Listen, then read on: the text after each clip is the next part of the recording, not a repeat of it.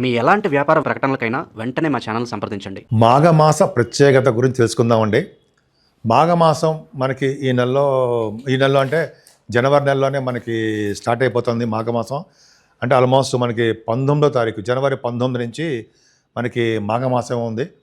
మాఘమాసంలో చేసే స్నానాలు దానాలు గురించి ఇప్పుడు మనం తెలుసుకుందాము. జనరల్గా జనవరి నెలలో 19వ తారీఖు నుంచి ఆల్మోస్ట్ ఫిబ్రవరి 17వ తారీఖు అమావాస్య అనుకోండి, 17 వరకు ఉంటుంది మాఘమాసం. ఈ నెలలు చేయవలసినటువంటి ప్రత్యేకత ఏంటి మనం తెలుసుకుందామండి. యాక్చువల్గా మాఘమాసం 12 మాసాల్లో అత్యంత పవిత్రమైన మాసము మాఘమాసం. మాఘమాసంలో చేయడం వల్ల పాపాలు హరిస్తాయి, స్నానాలు చేయడం వల్ల పాపాలు హరిస్తాయి అంటాం. ఈ మాఘమాసంలో నదీ స్నానాలు, ప్రయాగ స్నానాలు చాలా ఉత్తమమైనవి. అంతేకాకుండా జపము, దానము ఇవన్నీ చేసుకుంటూ ఉండాలి. ముఖ్యంగా మాఘమాసంలో నువ్వుల దానం, తిలాదానము చాలా చాలా పవర్ఫుల్. తిలాహ పాప హరాహ అంటే తిలలు అంటే నల్ల నువ్వులు దానం చేయడం వల్ల పాపాలు హరిస్తాయి అని చెప్తాం, శాస్త్రం చెప్తుంది. నేను చెప్పడం కాదండి, పద్మపురాణంలో చెప్పబడి ఉంది. అంతేకాకుండా పద్మపురాణము అలాగే మాఘ పురాణంలో కూడా ప్రత్యేకత గురించి చెప్పారు.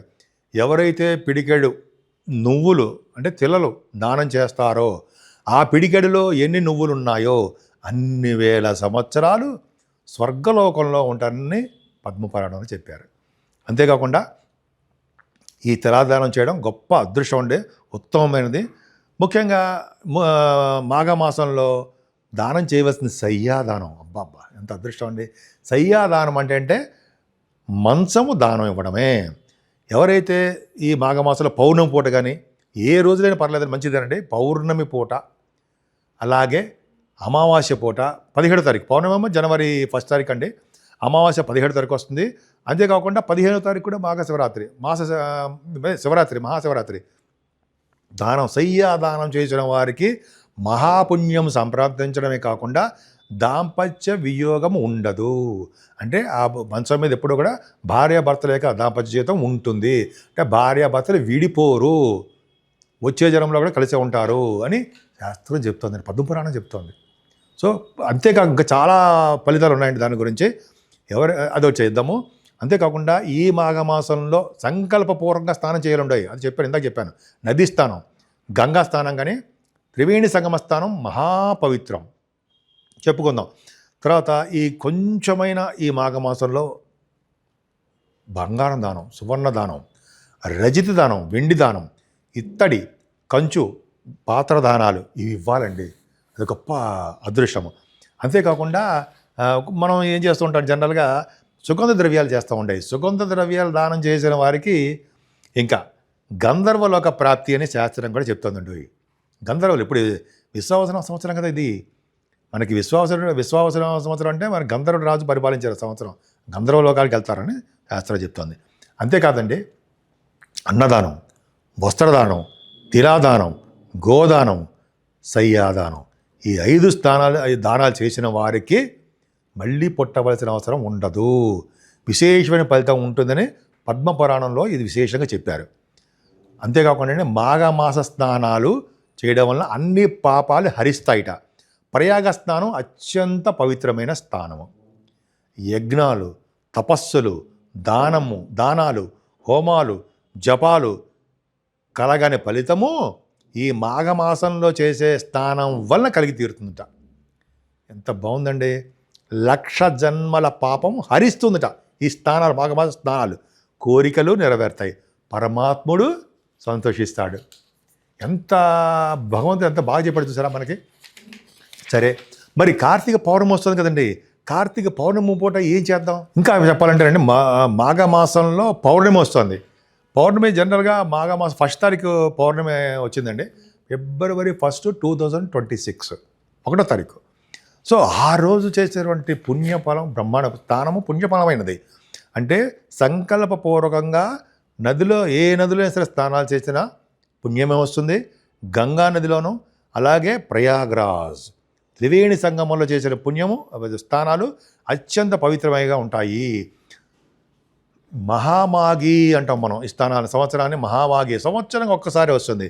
ఏ చిన్న దానం చేసినా అనంతమైన పుణ్యం వస్తుంది.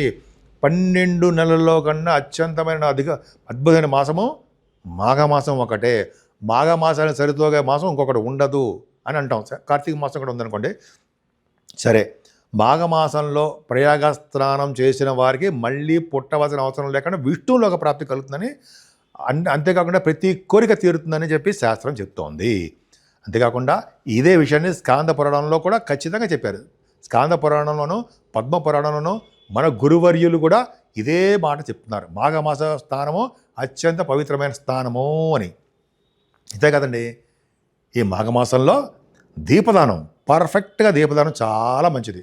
దీపదానం ఒకటి, వెండి దీపాలతోటి చేయడము, అంటే ప్రమిదలతో చేయడము దీపదానం, అది అఖండమైనటువంటి అదృష్టాన్ని కలగజేస్తుంది. అంతేకాకుండా అండి, ఈ మాఘమాసంలో 12 రకాల పండ్లు, 8 రకాలైన వస్త్రాలు, చిన్నపాటి బంగారము, ఇత్తడి వస్తువులు, వెండి బ్రాహ్మణులకి అలాగే వేదశాస్త్ర పండులకి దానంగా ఇవ్వాలి. దానంతో పాటు దక్షిణ తాంబూలతో పాటు దానం ఇవ్వాలి. తర్పణాలు, హోమాలు, పిండ ప్రదానాలు, దీపదానాలు ఈ నదీ తీర ప్రాంతంలోనూ ఎక్కడైనా సరే చేయడం ఇవి చాలా మంచిది. ముఖ్యంగా మాఘమాసంలో అమావాస్య రోజు పిండ ప్రదానం చేయడం అత్యంత పరమ పవిత్రమైన విధి. పితృదేవతలు సంతోషించి సత్పుత్రులు సత్సంతానం కలిగేటు త్వరలో వివాహ వేడుకలు జరగాలని చెప్పి చేస్తూ ఉంటారు. అదొకటండి. మాఘమాసే సదాస్నానం, మాఘమాసే సదాజపం, మాఘమాసే సదాధ్యానం, మాఘమాసే సదావ్రతం. ఈ శ్లోకం చెప్పుకుంటూ దానాలు చేస్తున్నారు చూసారా, వాళ్ళు సాక్షాత్ విష్ణులోకంలో ఉంటారు. అంతేకాదండి, మా అఘ అంటే మాఘమాసం అని. మా అంటే వద్దు, అఘ అంటే పాపాలు మనకొద్దు అని చెప్పి స్నానాలు చేస్తారనమాట. మాఘమాసం పౌర్ణమి అత్యంత పవిత్రమైనది. సముద్ర స్నానం కూడా చేస్తాం. సముద్ర స్నానాలు, ప్రయాగ స్నానాలకి అత్యంత పవిత్రత ఉంది. పుంజిక స్థల అనే ఒక అప్సరస ఉందండి. అంటే 5 అప్సరసలు, బ్రహ్మ, ఊర్వశి, మేనక, తిలోత్తమ అంటారు చూసారా. 5వ ఆవిడ పుంజిక స్థల. ఆవిడ అప్సరస. ఆవిడకి ఒక మహానుభావులు ఋషులు అంటే దేవతలు చెప్పిందంటే, అంటే ఒక ఆవిడకి భూలోకంలో ఒక ఆవిడకి ఆమెకు చెప్తున్నారన్నమాట మన గురువుగారులు, ఆయన ఋషులు చెప్పింది ఏంటంటే, నువ్వు మాఘమాసంలో 3 సంవత్సరాల పాటు ఆ నెల మొత్తం కూడా ప్రయాగరాజులో స్నానం చేయి, దానివల్ల నీకు అద్భుతమైన ఫలితాలు ఉంటాయని చెప్పేశారు. ఆవిడ కంటిన్యూస్గా 12 సంవత్సరాల పాటు ఆవిడ ప్రయాగ స్నానం చేసింది. దానివల్ల స్వర్గలోకంలో ఆవిడ 5వ అప్సరసగా పుంజిక స్థలగా పుట్టింది ఆవిడ. ఇది గురువుగారు కూడా చెప్పారు కదండి అది. అంతేకాకుండా ఒక లేడీ, ఒక ఆడ మనిషి, ఆవిడకి ఋషులు చెప్పింది ఏంటంటే, 3 సంవత్సరం పాటు నువ్వు ఇలా పుణ్యదలో ప్రయాగలో స్నానం చేయి, మాఘమాసంలో స్నానం చేయి, సంకల్పూర్వకంగా చేయి చెప్పంటే సరే ఆవిడ చేస్తే ఆవిడ 1 సంవత్సరం కాదు 3 సంవత్సరాల పాటు చేసింది. చేయడం వల్ల ఆవిడ స్వర్గలోకంలో తిలోత్తమగా పుట్టింది. నేను చెప్పడం కాదంటే గురువుగారు చెప్పారు. అది నా సొంత కవిత కానే కాదు, మనం చదువుకుంటుంటే తెలుస్తూ ఉంటాయి. సరే, మనం చేస్తున్నాం. మరి అమావాస్య స్నానం అన్నదా, అమ్మ బాబోయ్ అద్భుతం అండి. మాఘమాస అమావాస్య 17 తారీఖు వస్తుంది, మంగళవారం. మహా పవర్ఫుల్. 300 కోట్ల నదీ తీర్థాలు ప్రయాగలో కలుస్తాయిట, త్రివేణి సంగమంలో చేరతాయి. ఆ రోజు కనుక స్నానం చేస్తే వాళ్ళు విష్ణు లోకానికి చేరుతారు. ఆ రోజు అన్ని దానాలు చేయాలండి.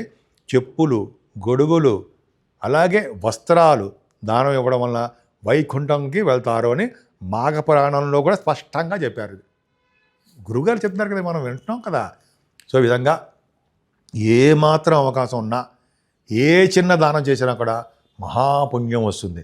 అంతేకాదండి, మనకి సంవత్సరం ఫిబ్రవరి 15వ తారీఖుని మహాశివరాత్రి వస్తుంది. ఆ రోజు శివుడికి మనకు అత్యంత ఇష్టమైన మాసం, ఇష్టమైన రోజు. ఆ రోజు మనం స్వామివారికి ఉపవాసం ఉండి ఆ రోజంతా మనం ఆ రోజు స్వామివారిని అంటే శివుణ్ణి అభిషేకాలు చేసుకుంటూ స్వామివారి కళ్యాణాలు చేసుకుంటూ స్వామివారికి వస్త్రాలు సమర్పిస్తూ కలువ పూలంటే బాగా ఇష్టం. కలువ పూలు సమర్పించుకుంటూ స్వామివారికి, శివుడికి, శివపార్వతులు అంటాం, సమర్పించుకుంటూ ఆ రోజు శివపార్వతుల కళ్యాణం కూడా చేయించుకుంటుంటాం మనం మాఘమాసంలో. చేయించుకోవడం, దానాలు విరివిగా ఇవ్వడం, అంతేకాకుండా ఆ రోజంతా ఉపవాసం జాగారం అంటాం చేయడం వలన, అంటే ఏమి తినకుండా ఉపవాసం చేసుకుంటూ జాగారం కూడా ఉండడం వలన సాక్షాత్తు వాళ్ళు శివసన్నిధి చేరుకుంటారు అని శాస్త్రం చెప్తాం. సరే, శివకేశవులకి భేదం లేదని ఎలా నిరూపించిందో పద్మపురాణం. అంటే ఈ మాఘమాసం మొత్తం కూడా ఏమాత్రం అవకాశం ఉన్నా మీరు భగవంతుడి కృపకి పాత్రవుతారని చిన్న చిన్న దానాలు చేసుకుంటూ మనం ఉత్తమమైన లోకాలకు చేరుకుందామని, ఈ జన్మలో కూడా మంచి పనులు చేసుకుంటూ ఈ జన్మలో కూడా ఉత్తమంగా జీవిస్తూ ఇంకా మరుజన్మ లేకుండా ఉంటారని నేను మనస్ఫూర్తిగా కోరుకుంటున్నాను.